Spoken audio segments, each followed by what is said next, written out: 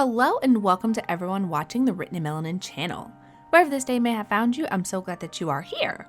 This video is a book review of The Undead Truth of Us by Britney S. Lewis. And like everything posted on this channel, it's designed to help make you aware of some amazing books written by Black authors. This book can be found on the Melanin Library website, an online database of books written by Black authors, and it can be purchased from any place where books are sold. That being said, let's get into this. The summary of the book reads, "Death was everywhere. They all stared at me, bumping into one another and slowly coming forward." 16-year-old Zari Young is absolutely certain her mother morphed into a zombie before her untimely death, but she can't seem to figure out why. Why her mother died, why her aunt doesn't want her around, why all her dreams seem suddenly, hopelessly out of reach, and why, ever since that day, she's been seeing zombies everywhere. Then, Bo moves into her apartment building. Tall, skateboard in hand, freckles like stars, and an undeniable charm. Z wants nothing to do with him, but when he transforms into a half-zombie right before her eyes, something feels different. He contradicts everything she thought she knew about monsters, and she can't help but wonder if getting to know him might unlock the answers to her mother's death. As Zari sifts through what's real and what's magic, she discovers a new truth about the world. Love can literally change you, for good or for dead. In this surrealist journey of grief, fear, and hope, Britney S. Lewis's debut novel explores love, zombies, and everything in between in an intoxicating amalgam of the real and the fantastic. So before we get into the meat of this book review, you guys, I want to give you a quick disclaimer, and that is, I do not rate books in the traditional sense because one book that wasn't for me might be exactly what you're looking for. So if you're looking for how many stars I give this book, then you're going to be disappointed because you're not going to find that here. But I will tell you what I liked and disliked about the book and let you make your own opinions about it. That being said, I really enjoyed this book. I got an arc of it from the author, but that in no way influences my opinion on it, and she had absolutely no say in what's included in this video. It's my honest opinion, and I thought it was exceptionally grounded for it to be about a girl who sees zombies. So I'm definitely going to be purchasing a copy of it to keep on my shelf, and I kind of think you should too. But let's get into the heart of this. So first things first, content warnings. There are not a whole lot for this book, but things that you should be mindful of before picking it up. This book does deal with grief and death of a parent, so be mindful of that if that's not something that you are ready to tackle. It also talks about having an absent father. And of course, there's also discussion of zombies. So if any of that makes you uncomfortable, just make your own decisions. But you can't say that I didn't tell you. So there we go. That being said, let's get into the positives, the things that I really, really liked about this book. And the first thing and the biggest thing for me is that the main character, Zari, she is a Black girl and she is not tokenized. And the reason I say that, if you don't know what being tokenized is basically being the one Black girl among all of the non-Black girls, whether they be white, Hispanic, Asian, whatever.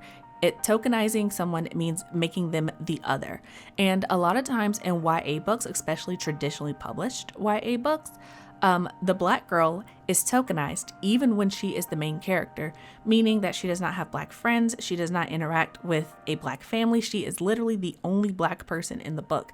And as someone who grew up as a Black person in a lot of predominantly white spaces, it was really nice not to see Zari be tokenized, especially since the book is set in Kansas City, which is not the blackest place in the country, but it is what it is. And I like that she had Black friends and, you know, she interacted with her aunt, and that when she got to know Bo, and she interacted with his friends, it was a diverse cast of characters. Kind of in that same vein, I really liked that Zari had her own thing in the book, and that was West Coast swing dancing. And I like that she acknowledged in the book that it was a predominantly white space, but she and her mom loved it, and it was something that they bonded over, and it was something that she wanted to be good at. And her mom was a professional dancer, and that's what she wanted to do as well. That was her dream. That was the thing that she loved, and it was the thing that she was really good at. And I liked that she had something that was hers, and even though she was technically the quote-unquote other in that space, she didn't focus on it. She didn't harp on it. Like, what I really liked about this book is that even though Zari is in predominantly white spaces for a lot of the book, it is not about her being the black girl in white spaces. And I feel like that's so important to mention, especially in this current era of YA books where so many books focus on that aspect. It's just really, really, really nice to pick up a book and that not be the main focus and the topic and the message being put across. And this book is not about racism. It doesn't touch on racism. It's not about that. And it's really, really nice. The other thing that I really liked is I like the romance in the book. I would go so far as to say it's not even really the main plot of the story. It's just there. Like, the story is about Zari and her seeing zombies and her coming to terms with that and trying to figure it out. But in the midst of doing that, she also meets Beau, who is the boy who moves into her apartment building, and they start to form a relationship. And I really liked it because it was sweet and simple and natural. And again, and a lot of times in YA books, it feels like the love interest has to come in and fix the main character. Like, by them being there, all of their problems start to go away or whatever. They are like the magic solution, the missing piece of the main character.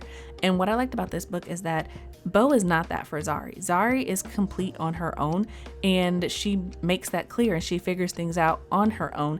And her relationship with Beau is literally just her being a teenager, figuring out her emotions and how she feels towards the boy upstairs who's being really nice to her and who she likes hanging out with when she hasn't had a serious boyfriend before, and when her mom just died and she's trying to figure out where she fits into her life. And I guess that's the other thing that I really liked about this book. This book is about love and grief and about being present in the moment and about having to figure that out when your whole world kind of falls apart around you and is shifting, you know, and not being caught up on what used to be, but accepting things for what they are and moving forward. And I really like that about this book because it's done so naturally. And in the beginning, I said that this book is exceptionally grounded, and I feel like it really is because it wasn't over the top. It wasn't super dramatic to the point where you're like, oh my gosh, you're just being immature. It's not that Zari doesn't want to talk about her feelings. It's not that Zari doesn't want to talk about her mom. It's not that Zari is trying to forget that anything happened. It's that she's overwhelmed and she's just like, my mom isn't here, and this is the thing that we used to do together, and it hurts. And, you know, my aunt is being distant and I don't know why. And she's basically like, I have all of these things that I'm trying to deal with, and there are so many questions and unanswered things that she also has to deal with on top of that. And the book is about her kind of figuring it out, but also not forgetting to be a teenager, because that's the thing that her mom really wanted for her. She wanted her to like live life and experience it. And it was such like a good, wholesome message. I genuinely loved this book so much. But moving on to the other things that I really liked, otherwise this review is going to go on forever. I really like the descriptions in the book. They are so chaotically pretty, and I mean that in the absolute best ways, because what Britney S. Lewis does really, really well is describe things and the way they look. And Zari has an obsession with Van Gogh paintings, and there's a reason that's explained in the book. And throughout the book, she is describing them. And as she describes them, it also bleeds into like her real life and how she views people and the stars and the sky and her general surroundings. And it's so pretty. It's so lovely. And then you have that same level of detail when it comes to describing the zombies, which is why I say it's very chaotic, because you have these absolutely gorgeous descriptions along with these also very vivid descriptions of the zombies and how Zari sees them.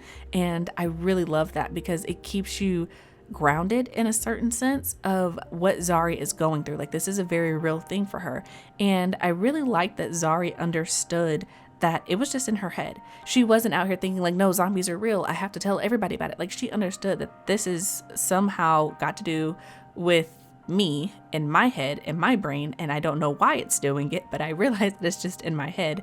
And there is a point in the book where she has a conversation about it with her friend, and I thought it was so well done. And it just made me like her even more. Like, Zari is an extremely likable main character, and I really enjoy that aspect of the book. And part of the reason that she is so likable is because she's not described as being the quote unquote exception. And she's not the pretty girl who doesn't realize that she's pretty. She's not, the girl who's super smart but downplays herself. She's not like the exception like YA tries to explain to us sometimes or make us believe. She's not the girl who has a latent magic. She's not the girl whose parents have a really great reason for being the way that they are. Like, she's just an average girl with average parents dealing with average girl problems. And I really like that. And it just felt so natural. Like, you can still be the main character without having to be overboard exceptional. And I really love that aspect of the story. It made Zari relatable. And I think a lot of YA books are missing that, especially when it does come to fantasy in general. It's just like, you have to be over the top powerful or over the top interesting or over the top special in order to be considered special at all.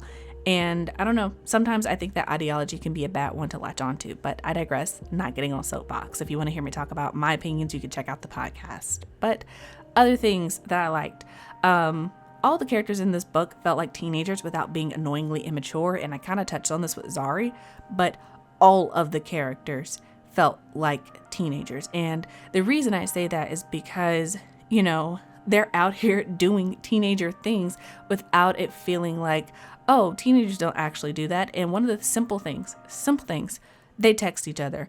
Not at one point do these teenagers be like, hey, let me call you. That's not what teenagers do. Do not call me.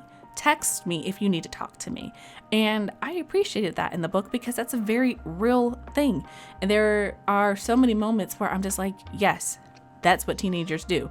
Yes, this is how teenagers act. Even on like the camping trip and some of the things and the antics that they got up to, I'm like, yeah, that's very, very teenager like. And I just appreciate it being real and not trying to like mature them to a point where it's just like, yeah, no, or trying to downplay them to a point where it's just like, oh my God, you're so immature. Like, even at 15, 16, I would not have hung out with you because you're dumb. You don't feel like that with this book. And I really enjoyed that. Like, I keep saying that I enjoyed this book, but there are so many elements that go into making a good young adult book that I feel like Britney Lewis just nailed. Like, she just got it. Like, this is the kind of book that I want to read if I'm going to read a young adult book. This is it. But the last thing that I really, really enjoyed that I have to tell you guys about because it doesn't happen a lot in YA, I enjoyed that there was an adult presence in the book. And what I mean by that, if you guys read young adult fiction a lot of times adults are not there. Like, they exist, but they are not a part of the story. And I really like this because the book is about Zari dealing with the loss of her mom, the distance with her aunt. And, Bo, the boy, the love interest, he's got parents, that he's also dealing with drama from. And all of the characters matter. And they all have someone who they have to answer to because they're teenagers. Like, even to the point of, Zari getting a ride. There's an explanation for how her friend got the car because they're teenagers. He doesn't just have a car. They're not super rich. They don't just have like, everybody's got their own like BMW or Ford or Honda or Nissan or whatever. No. These are average teenagers. Everybody ain't got a car.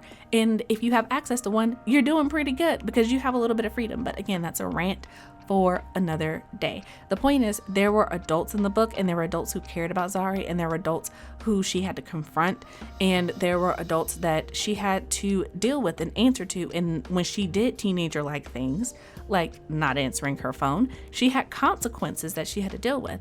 And it just made the book feel so real. Like, thank you for actually including experiences that teenagers have versus making it seem like nobody cares about them, making it seem like they're just out here on their own being adults while also being massively immature. Like, there's a good balance between being young, figuring things out, but also being a teenager and, straddling that cusp of childhood and adulthood. It was just well done. Well done. But that being said, this review would not be a review if I didn't include a couple of negatives to be aware of for the book. And they're not many because, like I said, this book is just exceptionally well done. I will say that. The first thing is the formatting for my book was a little bit wonky. I had the ebook, and I want to make this clear. I had an e-arc an ARC, an advanced review copy of the book. So that is not the same as the finished copy of the book. And so my issues shouldn't be in the final release. However, I did want to mention it just in case. It's not anything that I think you guys should be nervous about or be like, oh, I'm not going to get the ebook. I wouldn't think like that, but I did want to make it known. So now it is. The second thing, I did find the beginning to be a little slow to get into until Zari met Bo. And he's the love interest. It doesn't take long for their interaction. It happens in the very beginning of the book. But before that, I did feel like I was waiting for the book to really start, if that makes sense. The rest of the pacing for the book is spot on, but the beginning does take a little bit of time to get into, and I feel like that's worth mentioning only because I feel like a lot of books currently just like throw you in and then they slow down, whereas this one has more of a gradual takeoff. And personally, I liked it because, like I said, it doesn't take long for her to meet him, and it doesn't take long for their interactions to like speed up and take off and for you to get sucked into the book. But the beginning does take a little bit more time than I think a lot of people are kind of used to in this current era of book reading, if that makes sense. I don't even know. And the last thing that I wouldn't even say this is a negative, just something to be aware of, and that is that the descriptions are what make this book, and I absolutely enjoyed all of them because, like I said, they're very chaotically pretty in the best ways. But there is a lot of blue and yellow and sunflowers, and I personally didn't mind it, but if that's not your thing, it is something to be aware of. This is a description heavy book, and not in a bad way where you're like, oh my God, stop describing things to me. It's just, there's a lot of blue, a lot of yellow, a lot of sunflowers, and they're very well placed. I like the descriptions, but again, if that's not your thing, something to be aware of. But overall, I really enjoyed this book, and I would recommend it to anyone who loves a good coming of age story with a twist. This book is about zombies, but I definitely would not classify it as a horror. So if you're the scary type like me, then you don't have to worry about that. At least I didn't. And in truth, I honestly wish that more young adult books were like this. Books where the main character is just a teenager being a teenager without it being heavy-handed in the delivery of a larger message or anything like that. So this is Britney S. Lewis's debut, but personally, I'm already looking forward to what she writes next. But that is it for this video, you guys. There's a link to purchase this book in the description box below, or you can head straight to melaninlibrary.com and search for it yourself. If you enjoyed this video, please hit the like button, subscribe to the channel, and turn on the notifications. This lets the algorithm gods know that you want more content like this. And if you'd like to support the Melanin Library to ensure it continues to exist as a resource, consider signing up for our Patreon or making a one-time donation. The money goes to supporting and improving the Melanin Library, and we wouldn't have made it this far without the wonderful patrons who support us every month. Thank you guys so much for watching, and until next time, may all your books be full of melanin.